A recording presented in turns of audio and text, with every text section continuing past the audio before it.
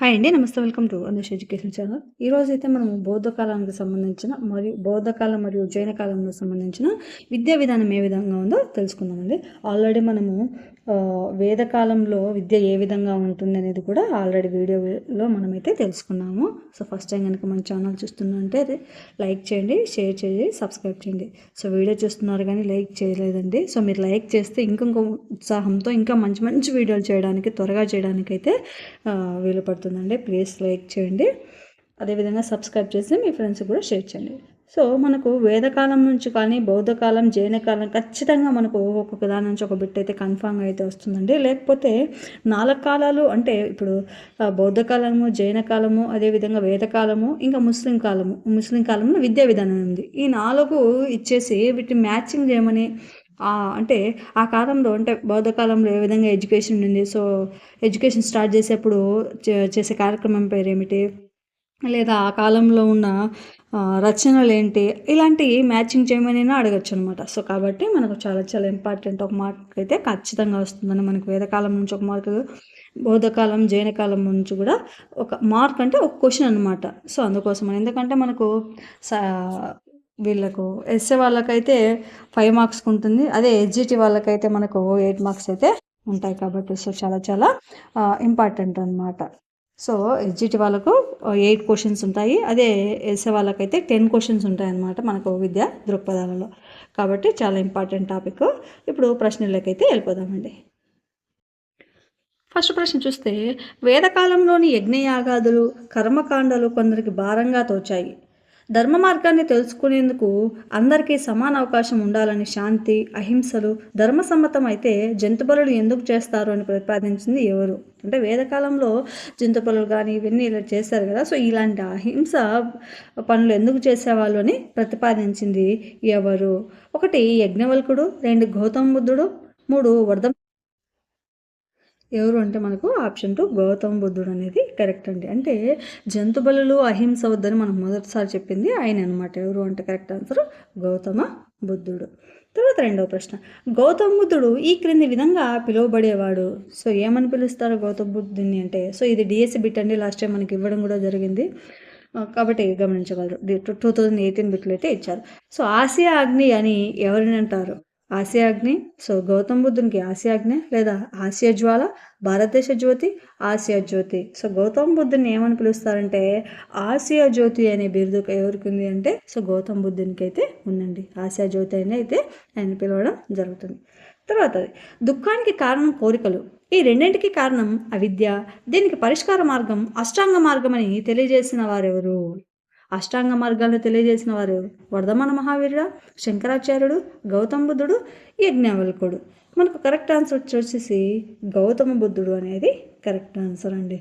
So ఆ అష్టాంగ మార్గాలు ఏంటంటే అవి అంటే 8 అనమాట. 8 మార్గాలు ఏంటి? సమ్యక్ దృష్టి, సమ్యక్ సంకల్పనం, సమ్యక్ వాక్కు, సమ్యక్ కర్మ లేదా పని, సమ్యక్ జీవనము, సమ్యక్ వ్యాయామము, సమ్యక్ స్మృతి మరియు సమ్యక్ సమాధి. సో ఈ 8 కూడా చాలా ఇంపార్టెంట్ అండి. వీటి గురించి కూడా మనల్ని అడిగే అవకాశం ఉంది. అష్టాంగ మార్గాలు అనమాట. అదేవిధంగా ఈయన మనకు అష్టాంగ మార్గాలతో బౌద్ధ మతంలో ఉంటే అదేవిధంగా జైన మతంలో కూడా ఉన్నాయన్నమాట. అవి ఏంటి? త్రిరత్నాలు అంటారు. అవేంటి? సమ్యక్ దర్శనం కానీ, సమ్యక్ జ్ఞానం కానీ, సమ్యక్ చరిత్రం కానీ. మనం ఒకవేళ అడగచ్చండి, ఏంటి ఇప్పుడు సమ్యక్ జ్ఞానము అనేది జైన మతానికి సంబంధించిందా లేదా బౌద్ధ మతానికి సంబంధించిందా అని అడిగే అవకాశం కూడా ఉంది. కాబట్టి జ్ఞానము, దర్శనము, చరితము. ఏంటి? జ్ఞానము, దర్శనము, చరితము. అంటే చూడండి, జ్ఞానాన్ని మనం దర్శిస్తే మన జన్మ చరితం అవుతుంది అని గుర్తుపెట్టుకున్నాం. సో త్రిరత్నాలు ఏంటంటే జ్ఞానాన్ని మనము దర్శిస్తే మన జీవితం చరితం అవుతుంది, అంటే సరైన ప్రవర్తన కలుగుతుంది అని గుర్తుపెట్టుకుంటే మనకు ఆ త్రిరత్నాలు గుర్తుంటాయి. కాబట్టి సో ఇవ్వచ్చు అనమాట. కొంచెం కష్టంగా ఇచ్చినప్పుడు సమ్యక్ దర్శనము జైన మతానికి సంబంధించిందా లేకపోతే బౌద్ధ మతానికి సంబంధించింది అని అలా అడగచ్చు అనమాట. కాబట్టి అష్టాంగ మార్గాలు ఏంటి, అదేవిధంగా త్రిరత్నాలు ఏంటో కూడా మనము గుర్తుపెట్టుకోవాలన్నమాట. సో ఇక్కడ అష్టాంగ మార్గాలు ఎవరు చెప్పిందంటే గౌతమ బుద్ధుడు. అంటే బౌద్ధ మత కాలానికి సంబంధించి అష్టాంగ మార్గాలండి. తర్వాత ఈ క్రింది వాటిలో బౌద్ధ విద్య మూల సూత్రం ఏమిటి? ఈ క్రింది వాటిలో బౌద్ధ విద్య బౌద్ధ విద్య మూల సూత్రం ఇది. 1 అందరికీ విద్య, 2 బ్రాహ్మణులకే విద్య, 3 కొందరికే విద్య, 4 క్షత్రియులకు మాత్రమే విద్య. మనకి ఇక్కడ కరెక్ట్ ఆన్సర్ వచ్చేసి బౌద్ధ కాలంలో అందరికీ విద్య ఉండేదండి. ఒక బౌద్ధ కాలంలోనే స్త్రీలు పురుషులు లేకోకుండా చిన్నపిల్లలకు అదేవిధంగా కులాల వారిగా మనకు 4 కులాలుగా వర్గీకరించారు కదా, బ్రాహ్మణులు, క్షత్రియులు, వైశ్యులు, అదేవిధంగా క్షూద్రులు, అదే హరిజనులు ఉంటారు కదా. సో అందరికీ విద్య కల్పించేది ఏదంటే మనకు బౌద్ధ కాలం అని గుర్తుపెట్టుకోవాలి. తర్వాత ప్రశ్న, బౌద్ధ కాలంలో 8 సంవత్సరాల వయసు నిండిన తర్వాత పిల్లలు తల వెంట్రుకలు తీసివేసి పసుపు రంగు వస్త్రాలను చేతిలో పట్టుకుని తాను చేరబోయే బౌద్ధ విహారంలో ప్రధాన సన్యాసిని కలిసి చదువుకోవడానికి అనుమతి పొంది పసుపు బట్టలు వేసుకునే కార్యక్రమం ఏమిటి అంటే, బౌద్ధ కాలంలో 8 సంవత్సరాల వయసులో ఉండేదన్నమాట. అందరికీ 8 సంవత్సరాల వయసులోనే విద్యలో చేరే అవకాశం ఉండేదన్నమాట. సో అలా వెళ్ళినప్పుడు ఆ బట్టలు వేసుకొని చేసుకునే కార్యక్రమం ఏమిటి? 1 ఉపసదస్సు, 2 పబ్బజ్జ, 3 ఉపనయనము, 4 ఉపసంపద. మనకు కరెక్ట్ ఆన్సర్ వచ్చేసి పబ్బజ్జ అనేది కరెక్ట్ అండి. అదే వేదకాలంలో అయితే ఉపనయనం అనేది జరిగేదన్నమాట. సో వేదకాలంలో ఏంటంటే ఉపనయనము, అదే బౌద్ధ కాలంలో అయితే మనకు పబ్బజ్జ అనే కార్యక్రమం ద్వారా పిల్లలు పసుపు బట్టలు ధరించి అంటే స్కూల్లోకి జాయిన్ అయినవారు అన్నమాట బౌద్ధ కాలంలో. తర్వాత వచ్చేసి బౌద్ధ కాలంలో విద్య యొక్క అంతిమ లక్ష్యం కానిది ఏమిటి? 1 మోక్షాన్ని పొందడం, 2 కోరికలను జయించడం, 3 కఠిన శిక్షల ద్వారా విద్యార్థుల్లో మార్పు, 4 బంధ విముక్తి. ఇక్కడ చూడండి, మనం ప్రశ్న చదివేటప్పుడు చాలా క్లారిటీగా ఉండాలండి. 1కి 2 సార్లు చదువుకోవాలి. సో బౌద్ధుల కాలంలో విద్య అంతిమ లక్ష్యం అనగానే మనం మోక్షాన్ని పొందడం, సో అలా వస్తుందన్నమాట. కానీ లక్ష్యం కానిది ఏమిటి? సో బౌద్ధ కాలంలో విద్య యొక్క లక్ష్యం ఏమిటి? మోక్షాన్ని పొందడం, కోరికలను జయించడం, బంధ విముక్తి కావడం. సో మన కరెక్ట్ ఆన్సర్ వచ్చేసి ఇక్కడ లక్ష్యం కానిది ఏమిటంటే కఠిన శిక్షల ద్వారా విద్యార్థుల్లో మార్పు రావడము అనేది మనకు ఇక్కడ కరెక్ట్ ఆన్సర్ అనమాట. అంటే లక్ష్యం కానిది అదనమాట. సో అలా గుర్తించాలి మనం ఎలిమినేషన్ పద్ధతిలో తెలియని సమయంలో. తర్వాత క్రింది వానిలో బౌద్ధ మతానికి సంబంధించి సరైన వాటిని ఎన్నుకోండి. 1 బౌద్ధ విధానంలో శిష్యులను అమీర్ అని పిలిచేవారు. 2 విద్యార్థులు ఈ కాలంలో సుఖ సాధనలకు హానికరమైన వస్తువులకు దూరంగా ఉండాలి. 2 వ్యక్తుల దుఃఖానికి కోరికలను రెండింటికి కారణం. అంటే వ్యక్తుల దుఃఖానికి కోరికలకు రెండింటికి కారణం అనమాట. సో మన దుఃఖానికి కారణం ఏమిటి? కోరికలు.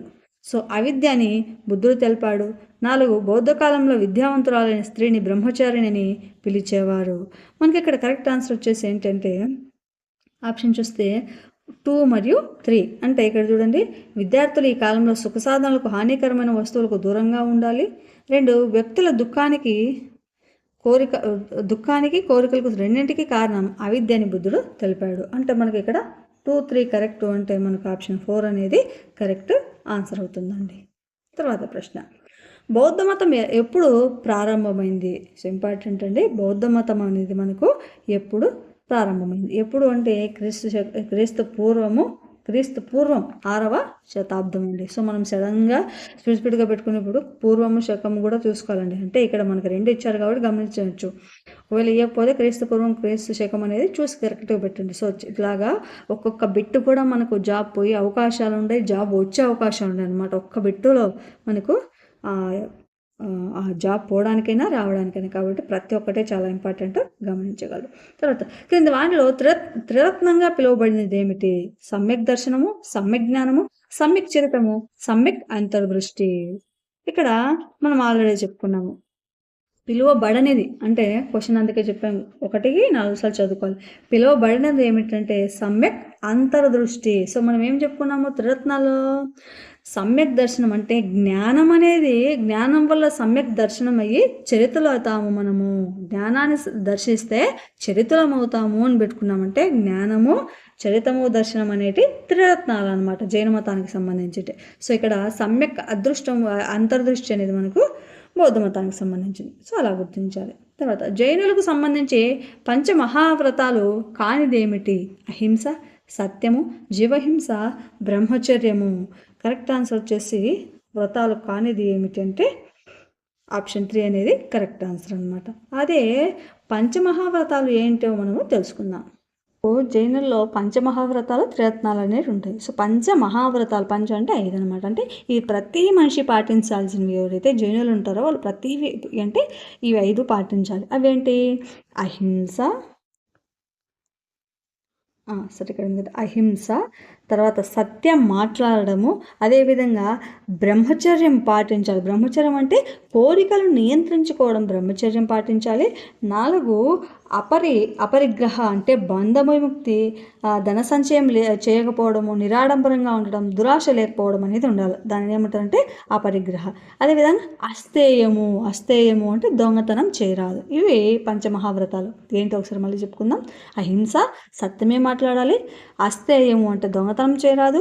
అపరిగ్రహ అంటే బంధ విముక్తి అంటే ధన సంచయం చేయకపోవడము, నిరాడంబర దురాశ లేకపోవడము. 5 బ్రహ్మచర్యం అంటే కోరికలు నియంత్రించుకోవడము. వీటితో పాటు గురించిన జ్ఞానం, ప్రపంచం గురించిన జ్ఞానంను పొందాలి కూడా, అంటే జ్ఞానాన్ని కూడా పొందాలి. అదేంటి? పంచమహావ్రతాలలో ముఖ్యమైనవి. సో జీవహింస అనేది మనకు జైనులోని పంచమహావ్రతాలు లేదండి, కానీ మనకు ఎక్కడుంది? బౌద్ధ మతంలో అయితే చెప్పబడింది అనమాట. తర్వాత జైన అనే పదానికి అర్థం తెలియజేయండి. జైన అనే పదానికి అర్థం చేయండి. 1 పరాజిత, 2 విజేత, 3 సన్యాసి, 4 మోక్షము. ఇక్కడ జైన అనే పదానికి కరెక్ట్ ఆన్సర్, జైన అనే పదం వచ్చేసి జీనా అనే పదం నుంచి వచ్చింది. సో జైన అనేది జీనా అనే పదం నుంచి వచ్చిందనమాట. జీనా అనే పదం నుండి వచ్చింది. జీనా అనగా విజేత అని అర్థం అండి, అంటే జయించినవాడు అని అర్థం వస్తుందన్నమాట. అంటే విజేత అనగా ఇంద్రియాలను జయించినవాడు మరియు ప్రాపంచిక సుఖాలపై నియంత్రణ కలిగిన వాడే జైన అంటారు. అందుకే జైనుల కాలంలో విముక్తి పొందిన ఆత్మలను విజేత, హీరో, జినా అని పిలిచేవాళ్ళు అనమాట. సో ఇక్కడ మనకు జైన అంటే ఏంటి? కరెక్ట్ ఆన్సర్ వచ్చేసి విజేత అనేది మనకు కరెక్ట్ ఆన్సర్ అయితే అవుతుందండి. తర్వాత ఇంద్రియాలను జయించినవాడు అంటే ఎవరు? ఇంద్రియాలను జయించినవాడు అంటే ఎవరు? 1 జినుడు, 2 ఘనుడు, 3 భానుడు, 4 ఇంద్రుడు. సో ఇంద్రియాలను జయించిన వాడు ఎవరు? జినుడు అనేది కరెక్ట్ ఆన్సర్ ఇక్కడ. తర్వాత జినా అనగా ప్రాపంచిక సుఖాలపై పూర్తి నియంత్రణ కలిగిన మోక్షాన్ని పొందడాన్ని ఇలా పిలుస్తారు. జినా అనగా ప్రాపంచిక సుఖాలపై పూర్తి నియంత్రణ కలిగి మోక్షాన్ని పొందడాన్ని ఇలా పిలుస్తారు. 1 ఘనత, 2 పరాజిత, 3 విజేత, 4 సన్యాసి. కరెక్ట్ ఆన్సర్ వచ్చేసి విజేత. సో దీని మీద ఎందుకు ఎక్కువ బిట్లు చెప్తున్నానంటే బిట్ ఏ విధంగా అయినా అడగచ్చు. సో ఇంపార్టెంట్ కాబట్టి ఏ విధంగా అయినా అడగచ్చు కాబట్టి. తర్వాత బౌద్ధ కాలానికి సంబంధించి సరికాని ప్రవచనం ఏమిటి? సరికాని ప్రవచనం 1 బెంగాల్లో టోల్ విద్యా విధానం రావడానికి కారణం బౌద్ధ విద్య. తర్వాత వచ్చేసి బౌద్ధ కాలంలో ఉన్నత విద్యను సంస్కృతంలో బోధించేవారు. తర్వాత వీరి కాలంలో అమావాస్య, పౌర్ణమి రోజున ఉపాధ్యాయ సమావేశాలు జరిగేవి. సో కరెక్టే. ఉన్నత విద్యను పొందిన విదూషి అనే మహిళ బౌద్ధమత సన్యాసిని పెళ్లి చేసుకోవాలి. సో ఇది తప్పుగా ఇవ్వబడింది అనమాట. సో ఇది తప్పు. మిగతా 3 కూడా కరెక్ట్. ఏంటి? వీరి కాలంలో అమావాస్య మరియు పౌర్ణమి రోజున ఉపాధ్యాయ సమావేశాలు జరిగేవి. తర్వాత బౌద్ధ కాలంలో ఉన్నత విద్యను సంస్కృతంలో బోధించారు. చాలా ఇంపార్టెంట్ ఈ విషయం అండి. సో మిగతాదంతా ప్రాకృత భాషలో జరిగినప్పటికీ కూడా ఉన్నత విద్య మాత్రం సంస్కృతంలో జరిగేది బౌద్ధ కాలంలో. సో ఇది చాలా చాలా ఇంపార్టెంట్, గుర్తుపెట్టుకోవాలి. తర్వాత బెంగాల్లో టోల్ విద్యా విధానము రావడానికి కారణం బౌద్ధ విద్య. సో ఇది కూడా డిఎస్సికి ఇచ్చిన బిట్ అండి, గుర్తుంచుకోగలరు. తర్వాత జైన విద్యా విధానంకు సంబంధించి సరైన వాటిని ఎన్నుకోండి. జైన విద్యా విధానంకు సంబంధించి సరైన వాటిని ఎన్నుకోండి. వీరు ప్రతి ప్రాణికి పునర్జన్మ, ఆత్మలు ఉంటాయని నమ్ముతారు. తర్వాత జైన మతం, బౌద్ధ మతం ఒకే నానికి బొమ్మ బొరుసుగా పిలుస్తారు. 3 అపరిగ్రహ అనగా ధన సంచయం చేయకపోవడం. తర్వాత ఈ విద్యా విధానంలో సామూహిక బోధనా పద్ధతికి విశిష్ట స్థానము కలదు. మనకి ఇక్కడ కరెక్ట్ ఆన్సర్ ఏంటంటే వీరు ప్రతి ప్రాణికి పునర్జన్మ, ఆత్మలు ఉంటాయని నమ్ముతారు. సో ఇది కరెక్టేనండి. తర్వాత జైన మతం, బౌద్ధ మతం ఒకే నానికి బొమ్మ బొరుసు అని పిలుస్తారు. చాలా ఇంపార్టెంట్, ఇది కూడా కరెక్ట్. సో ఇది కూడా కరెక్ట్, ఎందుకంటే ఇది కూడా ప్రీవియస్ డిఎస్సీలో అయితే అడగడం జరిగింది. తర్వాత అపరిగ్రహ అనగా ధన సంచయం చేయకపోవడం. సో ఇది కూడా కరెక్ట్. మనకు పంచమహావ్రతాల్లో ఇది ఒకటి. తర్వాత ఈ విద్యా విధానంలో సామూహిక బోధన పద్ధతికి విశిష్ట స్థానం కలదు. సో ఇదైతే సామూహికంగా అయితే అంటే అందరు కలిసి అయితే జరగదన్నమాట ఎడ్యుకేషన్. కాబట్టి ఇక్కడ తప్పుగా ఇవ్వబడింది ఆప్షన్ 4 మాత్రమే తప్పుగా ఇవ్వబడింది అనమాట. సో ఆప్షన్ 4 మాత్రమే సరైనది కాదు. తర్వాత జైన మతం యొక్క జినుడు మరియు జైనుల ప్రవక్త అని వీరికి పేరు. జైన మతం యొక్క జినుడు మరియు జైనుల ప్రవక్త అని వీరికి పేరు కలదు. 1 వర్ధమాన మహావీరుడు, 2 గౌతమ బుద్ధుడు, 3 వృషభనాథుడు, 4 పార్శ్వనాథుడు. కరెక్ట్ ఆన్సర్ వచ్చేసి వర్ధమాన మహావీరుడు అనేది కరెక్ట్. సో జైనుల ప్రవక్త మరియు జైన మతం యొక్క జినుడు వర్ధమాన మహావీరుడు. తర్వాత వర్ధమాన మహావీరుడు ఈ క్రింది బిరుదుతో పిలువబడ్డారు. 1 ఆసియాజ్యోతి, 2 భారత జ్యోతి, 3 శాంతిప్రియుడు, 4 సర్వజ్ఞుడు. మనకి ఇక్కడ కరెక్ట్ ఆన్సర్ వచ్చేసి సర్వజ్ఞుడు అనేది కరెక్ట్ అండి. ఆసియాజ్యోతి అని పిలుస్తారు, బుద్ధుడిని అయితే పిలవడం జరుగుతుంది. సర్వజ్ఞుడు అని ఎవరికి బిరుదు కలదు అంటే వర్ధమాన మహావీరునికి. తర్వాత జైన విద్యా విధానానికి సంబంధించి సరికానిది ఏమిటి? సో మనం ఆల్రెడీ టెట్ చూసాము, ఇలాగే ఇస్తున్నారన్న సరికానిది ఏమిటి, సరైనది ఏమిటి, లేకపోతే ఆప్షన్స్ ఎక్కువ ఇస్తున్నారు కాబట్టి సో ఇలాంటి బిట్లు ఎక్కువగా వచ్చాయి. తర్వాత జైన విద్యా విధానానికి సంబంధించి సరికానిది ఏమిటి? 1 వీరి కాలంలో విద్యలో అతిక్రమ శిక్షణ నిషేధము. 2 విముక్తి పొందిన ఆత్మలను జైనులు విజేతలని పిలిచేవారు. 3 జైనులు ఉపాధ్యాయ కేంద్రీకృత విధానాన్ని అనుసరించేవారు. 4 వీరి ప్రకారం జీవ అనగా బంధనంలో ఉన్న వ్యక్తులు. మనకు కరెక్ట్ ఆన్సర్ వచ్చేసి వీరి కాలంలో విద్యలో అతిక్రమ శిక్షణ నిషేధము. సో ఇది తప్పండి. అతిక్రమ శిక్షణ అనేది నిషేధం కాదు, క్రమశిక్షణగానే ఉండేవారు అన్నమాట మిగతా 3. తర్వాత తమ జీవన ప్రయాణంలో మంచి చెడులను చూసి తపస్సు సాధన చేసి విజయం పొందిన వారు చూపిన సరైన సత్య మార్గమే ఇది. ఏమిటి? హిందూ మతము, జైనిజం, బుద్ధిజం, పైవన్నీ కూడా. మనకు కరెక్ట్ ఆన్సర్ వచ్చేసి జైనిజం అనేది కరెక్టేనండి. తర్వాత జైనుల బోధనలు ఎక్కువగా ఈ క్రింది భాషలో జరిగేవి. సంస్కృతము, తెలుగు, ప్రాకృతము, పార్షి. కరెక్ట్ ఆన్సర్ వచ్చేసి ప్రాకృతం అండి. సో ప్రాథమిక స్థాయి అంతా కూడా ప్రాకృతం ఉన్నప్పటికీ కూడా సో ఉన్నత స్థాయిలో ఏం జరిగేది? సంస్కృతంలో బోధనలు జరిగేది. మనకు జైన మతంలో ఎక్కువగా ప్రాకృతం ఉండేది. తర్వాత జైనుల కాలంలో ప్రముఖ విద్యా లక్ష్యం కానిది ఏమిటి? నిశ్చల, సంవర, నిర్జర, లోక కళ్యాణము. మనకు కరెక్ట్ ఆన్సర్ వచ్చేసి నిశ్చల అనేది కరెక్ట్ అనమాట. సో జైనుల కాలంలో ప్రముఖ విద్యా లక్ష్యం కానిది ఏమిటంటే నిశ్చల. మిగతా 3 అంటే సంవర కానీ, నిర్జర కానీ, లోక కళ్యాణం కానీ విద్యా లక్ష్యాల్లో ప్రముఖం అన్నమాట. తర్వాత జైన కాలంలో విద్యాభ్యాస ప్రారంభ వయస్సు ఎంత? 8 సంవత్సరాలు, 10 సంవత్సరాలు, 12 లేదా 5 సంవత్సరాలు. మనకి ఇక్కడ కరెక్ట్ ఆన్సర్ వచ్చేసి జైనుల కాలంలో 5 సంవత్సరాలకే విద్య అనేది ప్రారంభించేవారండి. కానీ మనకు బౌద్ధ మతంలో 8 సంవత్సరాలే, అదేవిధంగా వేదకాలంలో కూడా 8 సంవత్సరాలకే విద్య అనేది ప్రారంభమయ్యేది. కానీ జైనుల కాలంలో మాత్రం 5 సంవత్సరాలు. అదే ముస్లింల కాలంలో అయితే 4 సంవత్సరాల 4 నెలల 4 రోజులు అండి. గుర్తుంచుకోవాలి, చాలా ఇంపార్టెంట్. ముస్లిమ్స్ తర్వాత వీడియో అదే చేస్తాను, దాని మీద కూడా డిఎస్ఎల్ బిట్ వచ్చింది అందుకోసమని. తర్వాత జైన మత విద్యా విధానంలో ప్రధాన లోపం కానిది ఏమిటి? అతిగా విలువలు నేర్పించడం, 2 అతిక్రమ శిక్షణ, 2 నాస్తికవాదాన్ని అనుసరించడం, 4 అస్తికవాదాన్ని అనుసరించడము. మనకి ఇక్కడ కరెక్ట్ ఆన్సర్ వచ్చేసి అస్తికవాదాన్ని అనుసరించడము. జైన మత విద్యా విధానంలో ప్రధాన లోపం కానిది అస్తికవాదాన్ని అనుసరించడం. తర్వాత జైన విద్యా విధానంలో ఉపాధ్యాయుడు కావాలంటే ఖచ్చితంగా 10 సంవత్సరాలు ఈ జీవితం గడిపి ఉండాలి. ఇది కూడా ప్రీవియస్ డిఎస్ఏ బిట్టేనండి, గమనించగలరు. జైన విద్యా విధానంలో ఉపాధ్యాయుడు కావాలంటే ఖచ్చితంగా 10 సంవత్సరాలు ఈ జీవితం గడిపి ఉండాలి. సేవకుడిగా జీవితం, పరివ్రాజక జీవితము, రాజుగా జీవితము, సేనానిగా జీవితం. సో మనకు కరెక్ట్ ఆన్సర్ ఏంటంటే పరివ్రాజక జీవితం. పరివ్రాజకుడు అంటే సన్యాసి.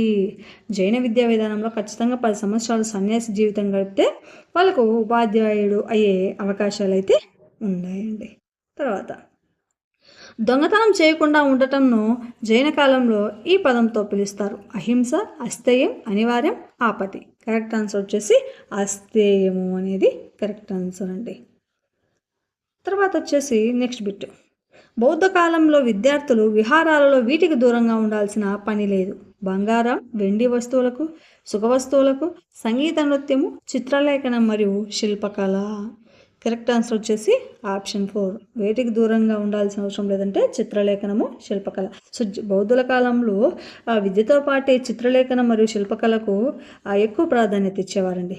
కానీ వీళ్ళలో బంగారం, వెండి నగలను వేసుకోరాదు, సుఖవస్తువులకు తావు లేదు, తర్వాత సంగీతం, నృత్యంకు లేదు. సో చిత్రకళ, శిల్పకళ అనేది ఎక్కువగా నేర్పించారు బౌద్ధుల కాలంలో.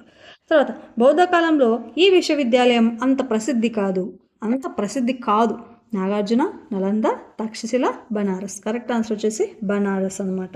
సో అప్పటికి బనారస్ అనేది లేదండి. సో మిగతా 3 కూడా అంటే నాగార్జున, నలంద, తక్షశిల ఈ 3 యూనివర్సిటీస్, విశ్వవిద్యాలయం అంటే ఈ 3 యూనివర్సిటీలు చాలా ప్రసిద్ధి చెందినాయి అనమాట. తర్వాత ఈ క్రింది వాణిలో సరికాని జత ఏమిటి?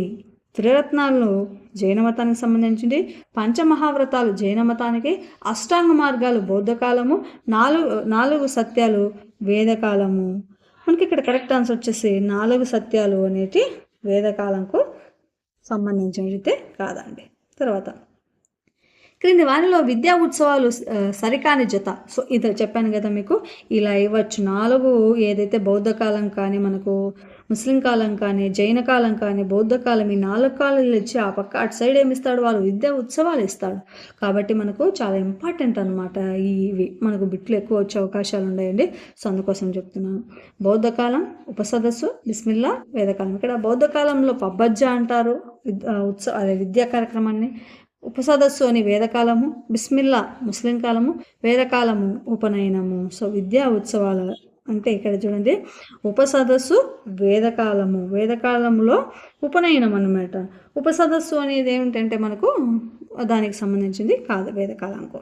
తర్వాత బెంగాల్లోని టోల్ అనే విద్యా వ్యవస్థ అనుసరించిన విద్యా విధానం. సో ఇదే సేమ్ ఇలాగే డిఎస్ఎల్ బిట్ ఇచ్చారండి.